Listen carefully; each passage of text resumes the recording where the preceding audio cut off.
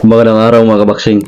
So kasado na nga po ang laban ng ating Pinoy na number 3 contender sa WBC sa minimum weight division na si Joey Canoy kontra sa pambato ng Australia na number 2 contender sa WBC na si Alex Winwood. Ang laban ng dalawa mga kabaksing ay para sa WBC Eliminator na magaganap ngayong June 12 sa Hordern Pavilion sa Sydney, Australia mga kabaksing. Ang ating pambato na si Canoy mga kabaksing ay hawak ang kartadang 20 wins, 12 knockout at may 5 talo at 2 tabla. Habang ang kaniyang makakalaban mga kabaksing na Australiano ay hawak ang undefeated na kartada na may 4 wins at 2 pinatulog.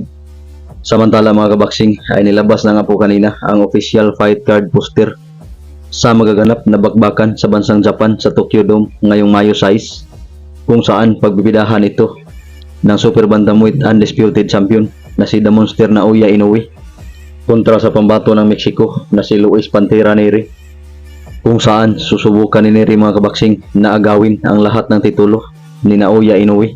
Samantalang sa undercard sa nasabing event mga kabaksing ay puro championship ang magaganap. Nangunguna dyan ang kapatid ni Naoya Inoue na si Takuma Inoue, ang kampiyon sa WBA sa Bantamweight Division, kung saan kanyang itataya ang kanyang WBA na titulo laban sa kapwa Hapon na si Sho Ishida. Samantala sa iba pang card sa nasabing event mga kabaksing ay didipinsahan ni WBO Bantamweight Champion Jason Moloney ang kanyang titulo sa undefeated knockout artist na Hapon na si Yoshiki Taki.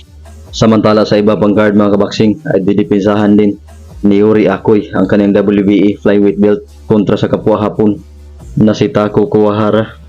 Samantala mga kabaksing, sa boxing event po na ginanap kagabi sa Valencia City, Bukidnon ay panalo po ang ating pambato na si Jerry Francisco kontra sa Hong Kong boxer na si Raymond Pon.